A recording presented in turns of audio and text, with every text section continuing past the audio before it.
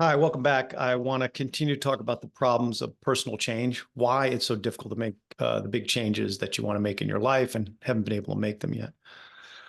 I want to focus on the problem of regret and remorse and a really, really common confusion that people have about that, and that I find in thousands of hours of doing coaching and therapy work with people, that this mistake can really, really block change and stop people from really having and building the kind of lives that they want. So let's hit on this topic real quick and kind of clear this up. And hopefully clearing this up for people will really open the door for them to take the steps they need to take to start the change process, positive change process. So legitimate forms of regret and remorse. You've probably heard me talk about this before in other videos and talks and podcasts is something that can be metabolized. So many of us have, most of us have regret or remorse in our lives. The longer you live, the more likely you are to have regret and remorse. And legitimate forms of regret and remorse, although they are painful, because regret and remorse is painful to face, they are operable. You can move through them. They can be metabolized. You can actually learn from them. They'll inform where you are now in your life and the future. So they'll support the change process.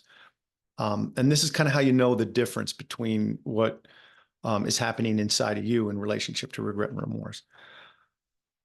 What I would consider illegitimate forms of regret and remorse, or it's not really regret and remorse, okay,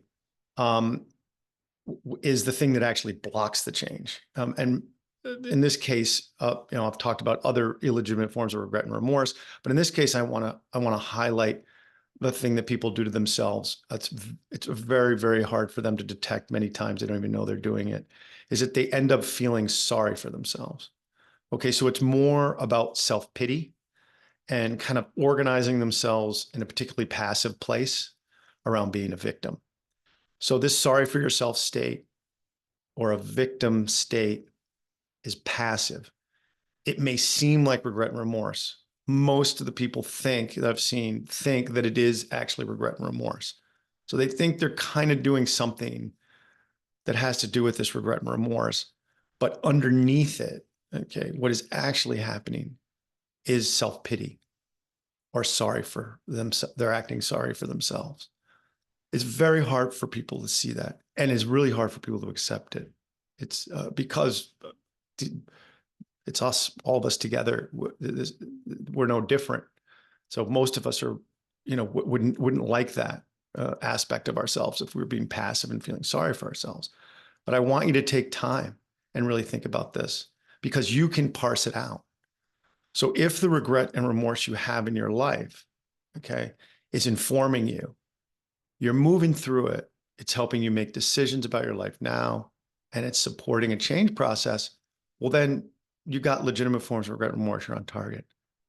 But if you're walking around thinking that you have this regret and remorse, okay, and you're not changing, your life is staying the same, you're frustrated by the fact you haven't made change, take a look underneath that regret and remorse.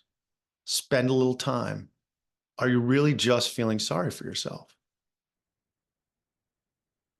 I think what you'll find many times is that that's there. And as hard as that realization is, that you've been feeling sorry for yourself or seeing yourself as a victim to these life circumstances or your own decisions, you'll be able to determine that it's a defense. You'll be able to see that just walking around passively feeling sorry for yourself actually does nothing at all. Okay, it serves no purpose because it's not informing you like legitimate forms of regret and remorse would. So what's it doing? It's simply acting as a resistance and a defense against your change process. That's its only purpose. It's keeping you in a status quo position with yourself around change. That will help you let that go. And then you can say, oh, I hardly saw it was there, and now I can let it go. And then you can do legitimate forms of regret and remorse. You can kind of just let it metabolize. Okay, you put it into perspective. Yeah, I wish I had done this. I wish that hadn't happened. If I had only made those decisions, if I had taken a different course. Okay, I can accept it. And you know what? I'm really going to consider those things in relationship to the next steps I need to make in my life now. So I hope you find this little tidbit helpful. Spend a time on it, and good luck.